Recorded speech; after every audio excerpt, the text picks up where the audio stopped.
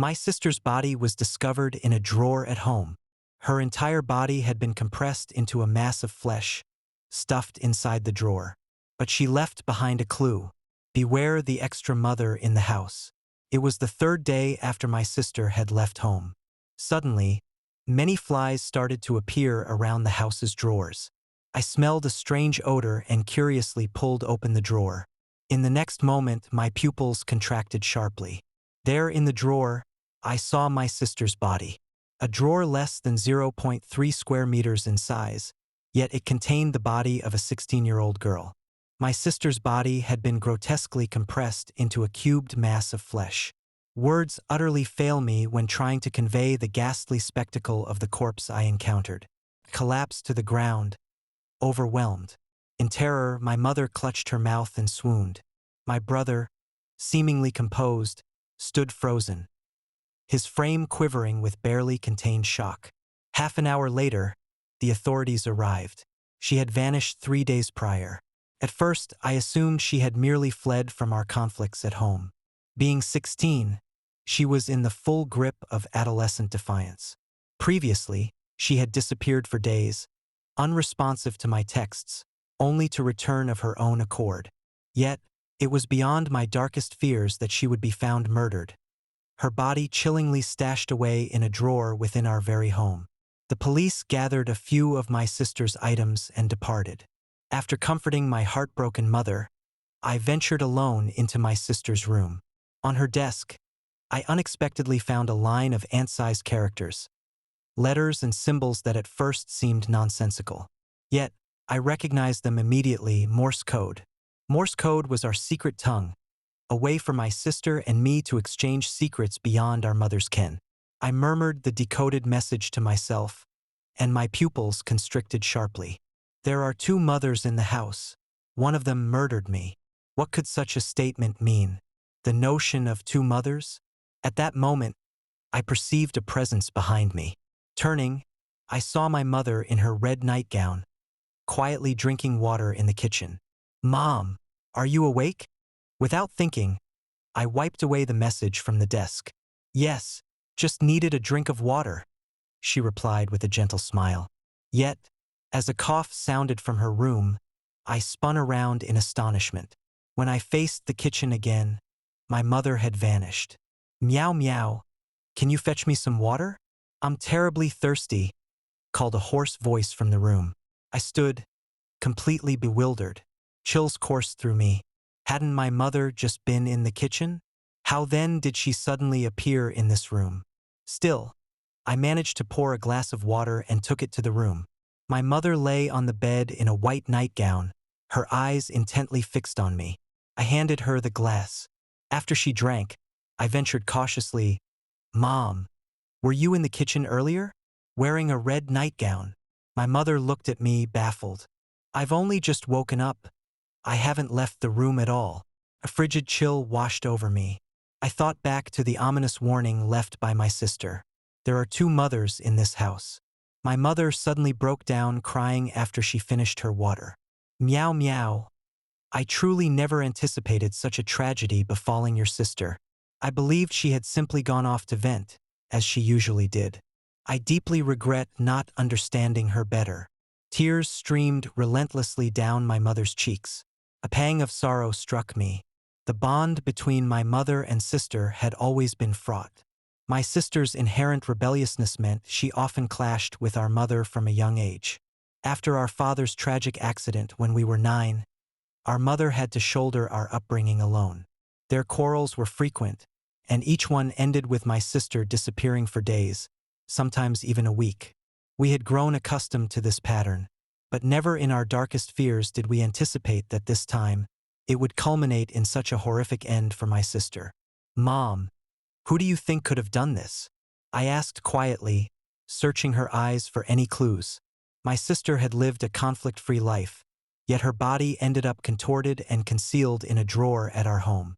What's more, we had all been here over the last 3 days without hearing anything unusual.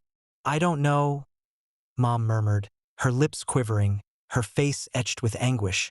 "The person who did this managed to not only brutally end your sister's life, but also mock us by hiding the evidence in our midst. It's hard to say. Your sister rarely confided in me, so I'm not sure if she had made any enemies.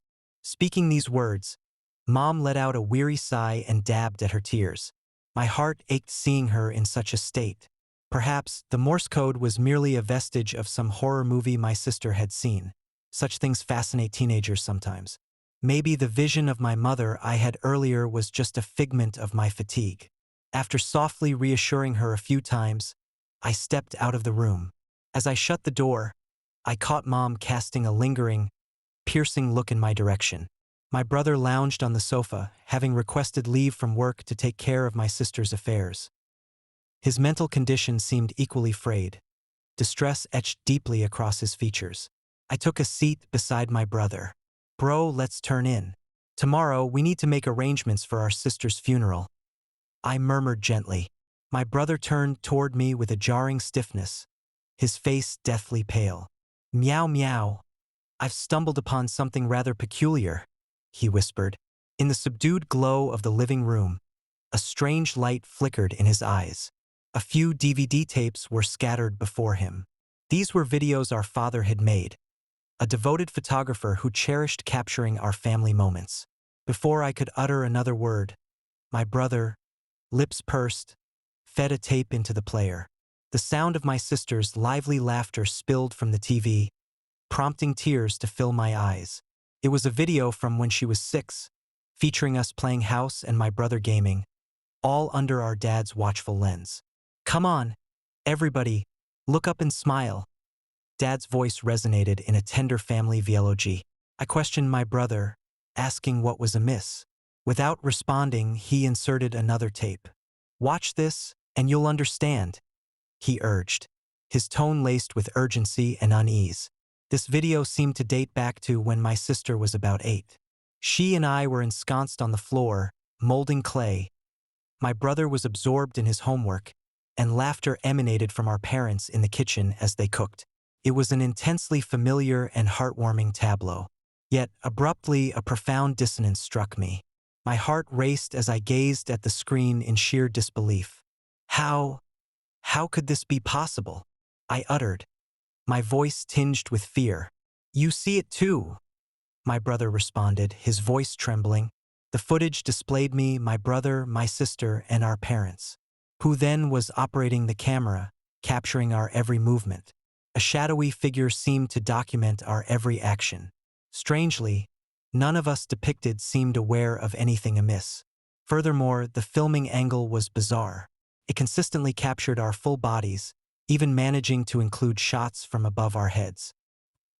It seemed as if someone was lying on the ceiling, aiming downward. I was petrified. A spine-chilling eeriness permeated my entire being. Bro, what's this about? I stammered, shivering. My brother shook his head, his face drained of color. I have no idea. I hesitated for a moment, then shared the entire Morse code message my sister had left me. He fixed a steady gaze on me, his lips quivering slightly. Could it be that this footage was filmed by that additional mother? I sharply inhaled, my fingers tensely clenching. My brother lingered in silence before gently patting my shoulder. Go and try to sleep. I nodded and retreated to my room. Despite lying down, sleep proved elusive, and restlessness consumed me. Each time I closed my eyes, I could almost see my sister's lifeless form. Then, from my sister's room, came a peculiar sound, a metallic clang. It was as though someone was prying open a drawer. I tensed, biting my lip with apprehension. The drawer that had enclosed my sister's body was gone, claimed by the police, leaving only empty ones behind. Yet the noise was unmistakable. It was indeed the sound of a drawer being manipulated. Quietly, I rose from my bed and crept cautiously toward the door. With each step closer to my sister's room, the sound grew sharper. I nudged the door open. There stood my mother, her head bowed, frozen before the drawer. Mom, I ventured, perplexed. Meow meow. How do you think they managed to fit your sister in there? She murmured. Mom, shouldn't we let the police handle this?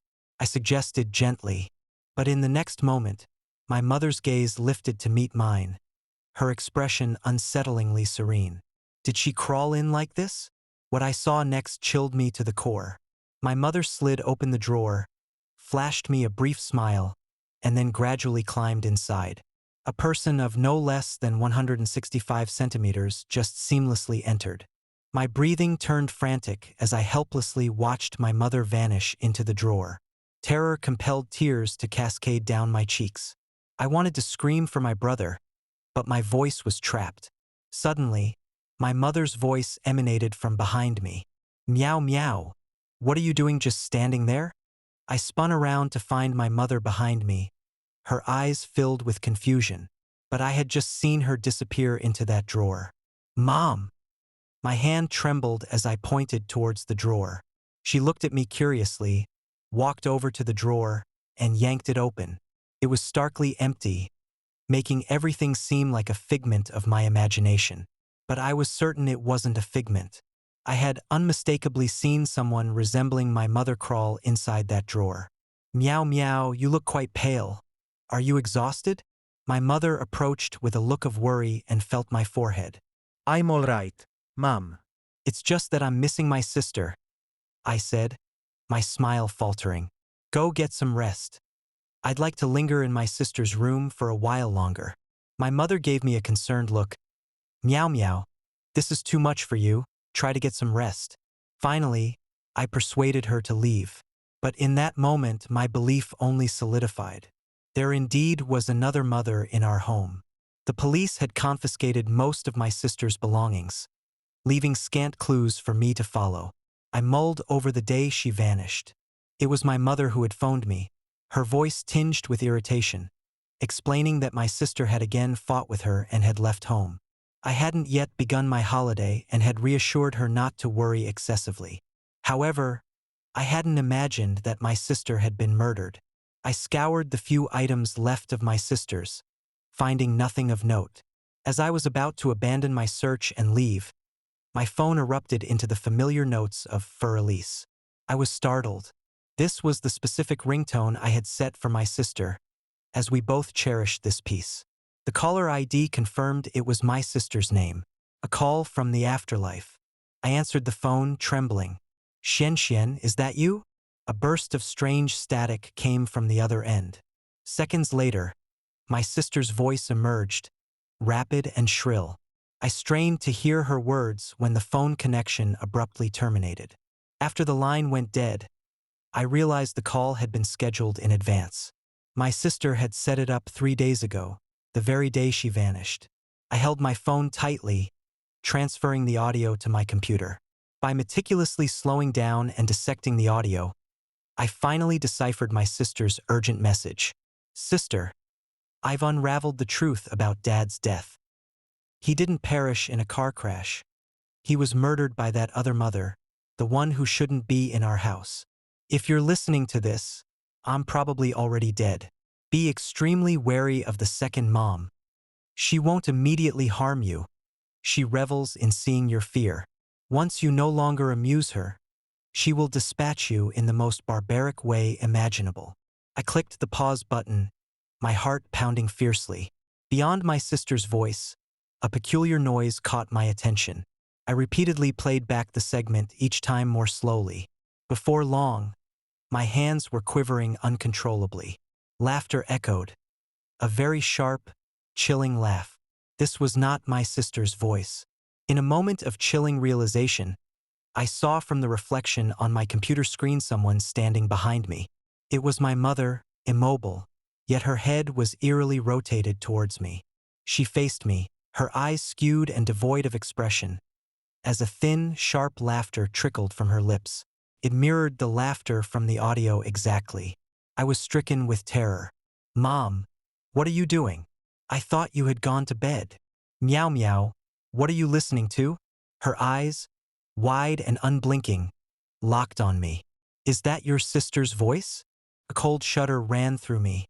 I quickly powered off the computer, managing only a feeble smile. Mom, I was just feeling a bit nostalgic, listening to a song my sister recorded for me. My mother's eyes filled with tears. She sighed deeply, and wordlessly retreated to her room. I watched her shrinking back. My mother's frame seemed painfully thin. She had visibly slimmed down over these days. This was the back of a mother grieving deeply for her daughter. Yet her earlier expression instilled a deep sense of dread in me. Suddenly, watching my mother's back, I felt an overwhelming sense of wrongness. I then noticed what was so unsettling. Though my mother was supposedly walking away from me, her toes were visible. Her heels faced forward while her toes pointed backward. Her feet were entirely inverted. I sat there, petrified, as cold sweat beaded my forehead. Something seemed stuck in my throat, stifling any attempt to cry out. Right then, I observed my mother halt her steps. A thin laugh escaped her throat. "Meow meow, does Mom seem strange to you?" she asked, her voice unnaturally high-pitched and eerie, her back still turned. I held my breath, fear prompting me to close my eyes. Moments later, I heard my mother's familiar voice.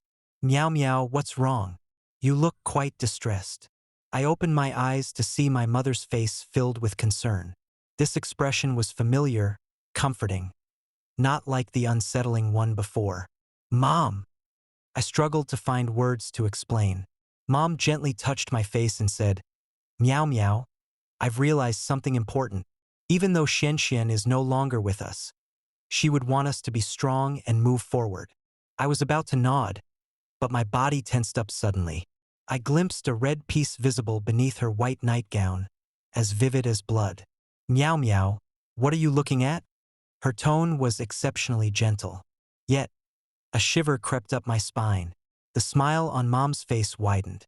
She drew closer and whispered, "Meow meow, have you ever wondered what it feels like to be stuffed into a toilet?" My mother's grip on my hair was unyielding. Through tears and pleas, I implored her to release me. Her skeletal, yet disturbingly powerful arms dragged me towards the bathroom. I shrieked, calling desperately for my brother, who seemed utterly deaf to my cries. My mother hauled me into the bathroom. In a moment of lucidity, a chilling thought crossed my mind. Had my sister endured the same fate, stuffed into a drawer by our mother? She too had screamed for help that night, unheard. My mother's hands pressed down mercilessly on my head, pushing me against the toilet. My bones screamed in agony. A terrifying realization dawned on me. She was intent on stuffing me alive into the toilet. Then, in an instant, I awoke. It was all a nightmare. I hadn't realized I had fallen asleep on my sister's bed. Dim morning light seeped through the window, bathing me in its glow. Dawn had broken. I wiped away the cold sweat from my brow, only to discover, in horror, a deep handprint on my hand. Last night had not been a dream. It was a grim reality. I rushed to my brother's room. Playing the audio for him, I watched as his face grew profoundly grave. The notion of a second mother haunting our home was not mere fantasy. These eerie and uncanny events had indeed transpired. After some deliberation, we resolved to hand over my sister's audio recording to the police. Concocting an excuse, my brother and I went out to select a burial garment for her. With weary eyes and a forced smile, my mother remarked, "Your sister adored beauty in life. It's crucial we choose her shroud with care." We then made our way to the police station. The officer, upon receiving the audio, looked at me quizzically. "Are you certain this recording was made by your sister before her passing?" My brother and I shared a look and nodded. "Listen to the recording for yourselves." He played the tape, which I had purposefully slowed down. There was no trace of my sister's voice. In its stead rang the laughter of mother, initially a soft giggle, soon twisting into a sharp, grating cackle. The police officer, wearing a look of helpless resignation, addressed us. "I understand your urgency to catch the perpetrator, but the tension is too high right now. Please, go home." This very audio had been tampered with. I was about to speak again when my brother gently restrained me by the hand. "Meow meow, let's head back," he softly insisted. With a heart laden with dismay, I stepped out of the police station. It dawned on me in that solemn moment. Relying on the police was in vain. Thus, I began to vigilantly watch over mother's actions. What I unearthed was chilling. Indeed, there were two mothers living among us. Mom had just headed into the bathroom, announcing her intention to shower, but a moment later, her voice came from the bedroom. At the same instant, the sound of water flushing in the bathroom ceased. I dashed to the bathroom and swung the door open. It was empty. The shower head was dripping sporadically. Water stains were all over the floor. Clearly, someone had indeed been showering. A cold shudder ran down my spine. I entered my mom's room and saw her sorting through my sister's photos on the bed. "Mom, weren't you just showering?" Mom glanced up, her expression puzzled. "Meow meow, what are you talking about? I've been right here organizing. I'm picking out the prettiest photos of your sister for the funeral," she said, her voice breaking slightly. Profound dread washed over me. A deep, unsettling dread. Yet, I moved closer and held her hand. "Mom, you seem tired from last night. Why don't you rest a while? I'll sort the photos." Observing her heavy dark circles, I suggested gently. Without resistance, Mom nodded. "I'll rest for a bit then." She soon lay down beside me, her breathing steady and rhythmic that I was meticulously choosing photos when, abruptly, I caught a frown forming on my brow. Something peculiar in one of the pictures had caught my eye. It was a family portrait from 2 months ago with the three of us. My sister sat at the center of the couch, flanked by my mother and me. Her smile shone with a dazzling brilliance. Yet, I noticed that her eyes were not meeting the camera's lens. Her face was oriented towards the camera, but her eyes were unervingly cast downward, as though something lay beneath. A shiver ran through my hands. Beneath the couch there was someone. To be exact, someone who looked disturbingly like my mother. She faced the camera, her smile eerily unnatural. A cold shiver crawled up my spine. At that moment, my mother's voice pierced the silence. "What are you looking at?" My hand jerked involuntarily, sending the photo tumbling to the floor. Mom was seated on the bed, eyes sharply on me, having awoken without my noticing. I scrambled to retrieve the photo. "Mom, sister's eyes are slightly closed here. It's not suitable for the memorial service." Mom nodded slowly, her hands massaging her temples in fatigue. "All right." I carried the photo to my brother's room. "Brother, there's something eerie about these photos," I whispered, my voice quivering. My brother and I diligently examined every photograph from our childhood onwards. We quickly discovered a disturbing anomaly in the photos. An extra image of our mother appeared in each one. Sometimes she materialized in a corner. At other times, she lurked beneath the bed. The next photo captured my sister and me at 8, standing in front of our wardrobe. That day is etched in my memory. Dad had gifted us new dresses. We gleefully dressed up and posed for the camera in front of the wardrobe. Yet, this photograph, once a symbol of joy, now instilled tremendous fear in me. I noticed an eye peering at us from the slightly open wardrobe behind us. My heart pounded fiercely. I remembered how Dad's reaction had changed abruptly after the photo. His face had drained of color.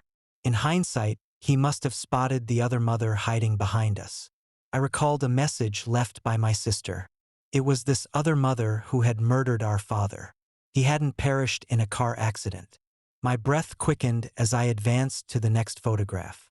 The photos were disordered, not sorted chronologically. The next one was a selfie of my sister, taken a month ago. She stood before the bookshelf, her eyes twinkling as she held up 4 fingers.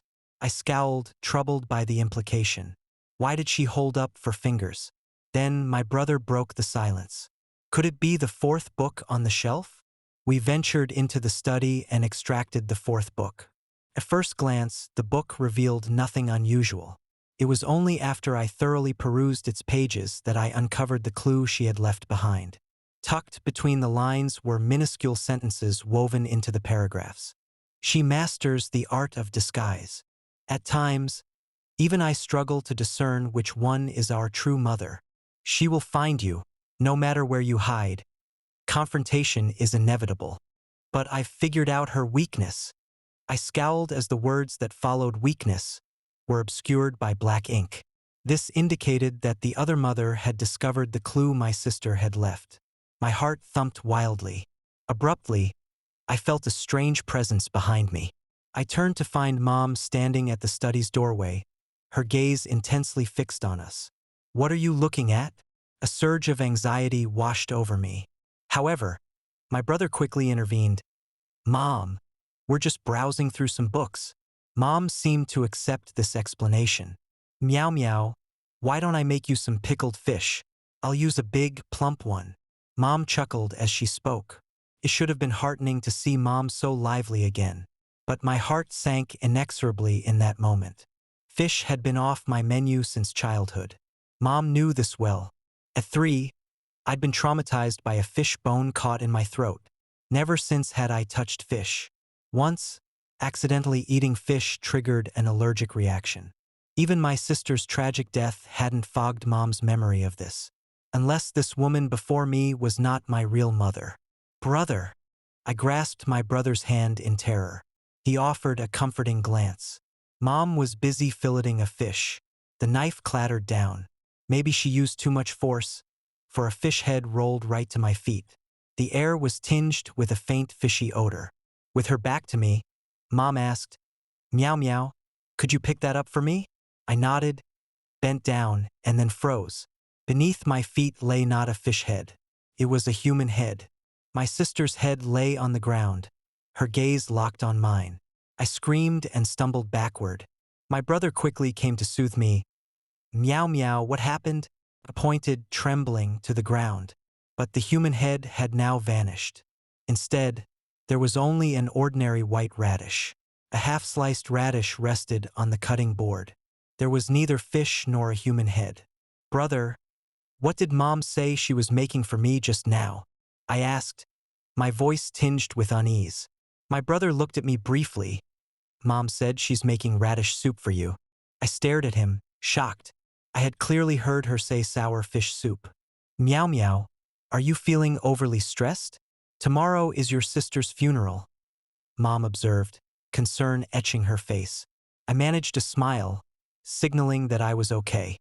As I ate, the radish soup in front of me intermittently transformed into sour fish soup, and occasionally into the visage of my sister's head. I struggled to suppress the wave of nausea. Deep into the night, for safety, I slept in my brother's bed, while he took the floor. Despite the lack of rest over the past 2 days, sleep eluded me.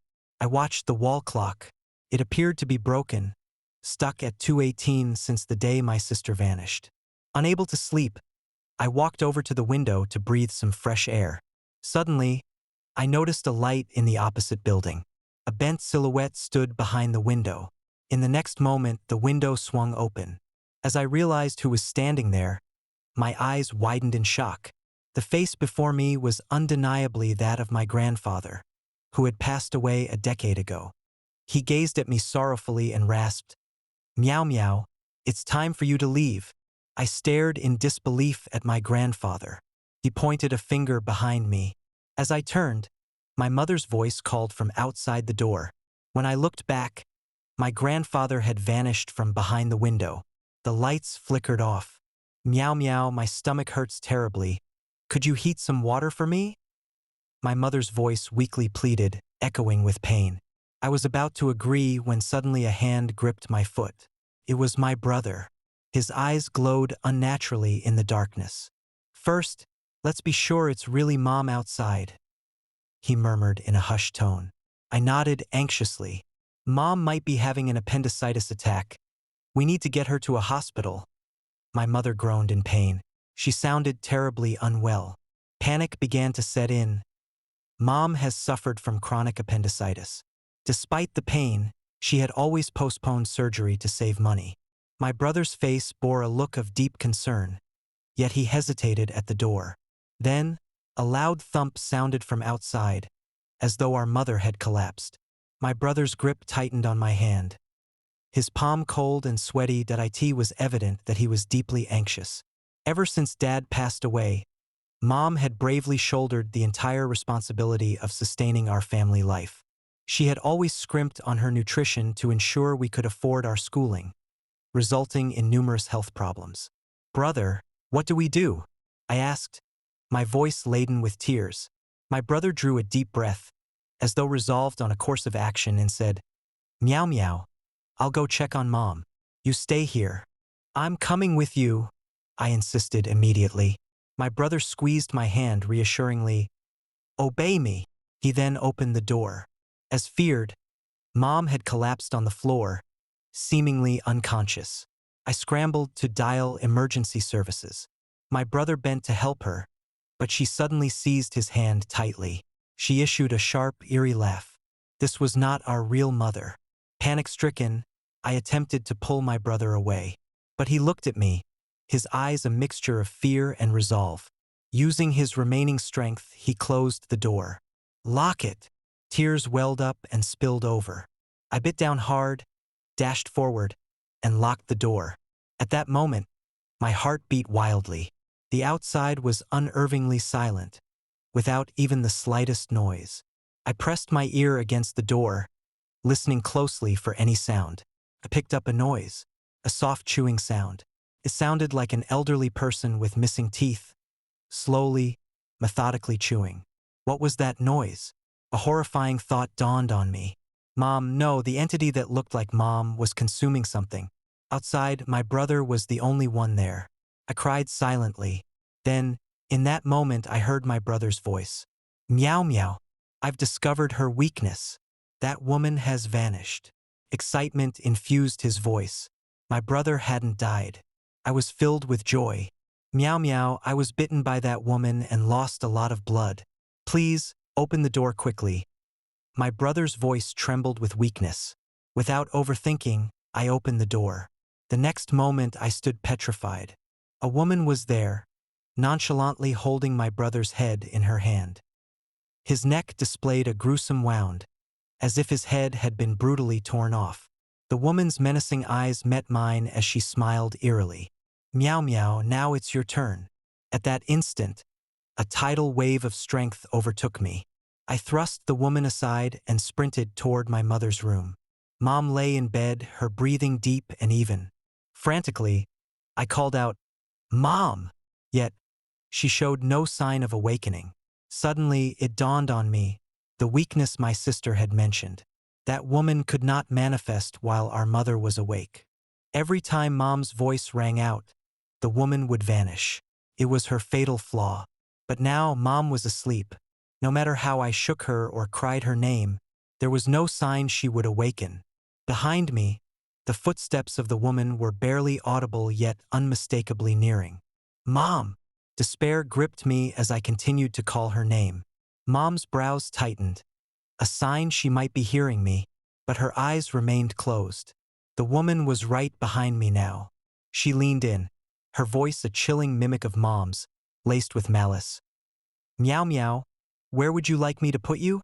I trembled with fear.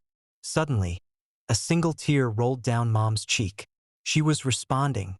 In a rush of excitement, I shook her, only to be jolted by a sharp pain. The woman's nails clawed into my skin, savagely tearing off a strip of flesh. I was drenched in sweat from the pain, yet I continued to plead with Mom. Mom, please wake up. I've made up my mind, meow meow. I shall peel off your skin, the woman declared, her smile sinister and slight. Another layer of skin was then cruelly stripped away.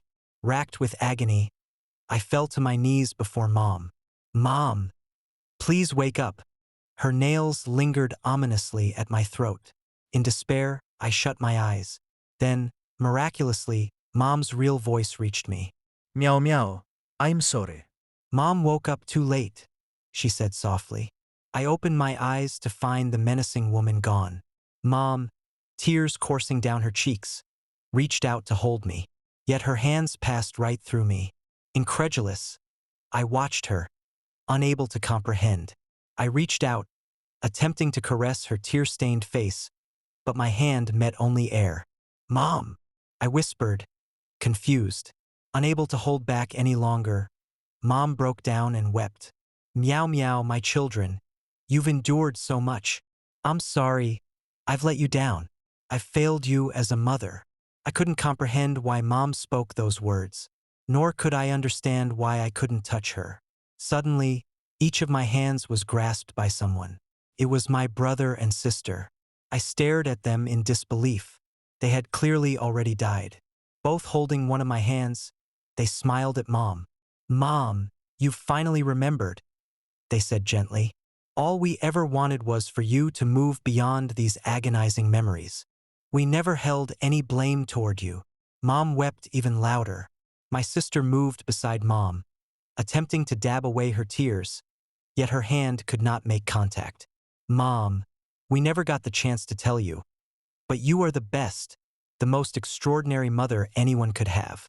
Looking into Mom's tearful eyes, a rush of memories overwhelmed me. At last I remembered. I had died. Not just me. My brother and sister had died alongside me 5 years earlier. We were victims of a fire that Mom had ignited. From my earliest memories, I knew that Mom lived an unhappy life. Indeed, our father hadn't died in a car crash when I was 8. He was very much alive. A proficient photographer, he failed as both a husband and father. On the day my sister was born, while Mom endured a difficult labor and severe bleeding, Dad was out drinking with friends. Following my sister's birth, Dad became a rare sight at home. He was continually globetrotting for his photography, returning just once a year for about a week. Despite his substantial earnings, he never contributed financially to the household. Mom single-handedly managed to keep us afloat with 3 part-time jobs. We knew she lived a life of persistent tiredness and discontent. She frequently suffered from sleepless nights, often found lost in thought, staring at her phone. I knew she was hoping for a word from Dad. Yet Dad never made the effort to reach out to us on his own. Day by day, Mom's appearance grew more haggard. Brother gravely told us that Mom was ill. We needed to act maturely and not provoke her. Her heart was suffering. On New Year's Day, Dad finally returned home. But he wasn't alone. He had brought a woman with him, younger and more beautiful than Mom. Dad claimed she was his colleague. She treated us kindly, gifting Barbie dolls to my sister and me, and a state-of-the-art computer to my brother. In a fit of rage, Mom destroyed the computer and violently stripped the dolls of their hair. That was the first time I saw Mom unravel like that.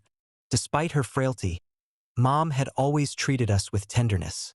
It was then I truly realized, deeply and painfully, that Mom was indeed very sick.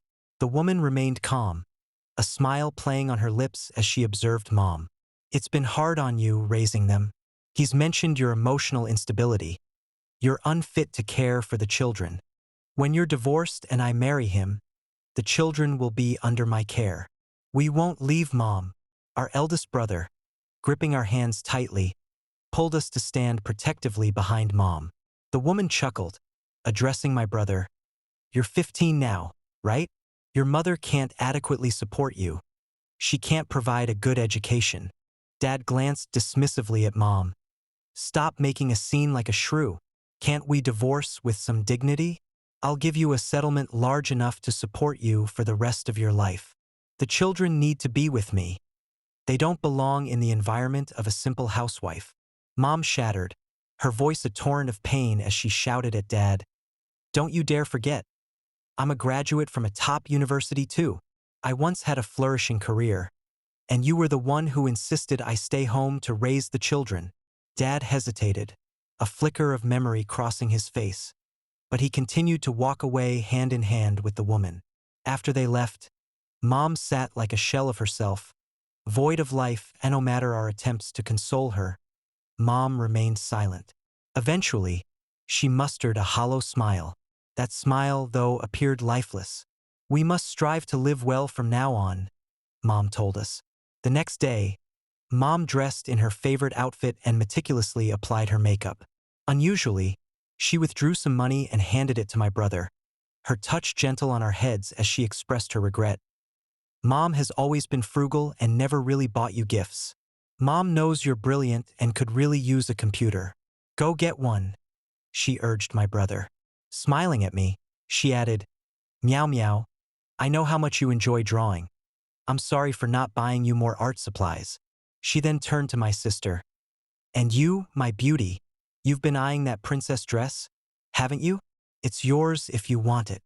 While my little sister beamed with joy, my brother and I were overtaken by a creeping sense of dread. Take your sisters shopping today, okay? Let Mom have a break, Mom suggested with a wink.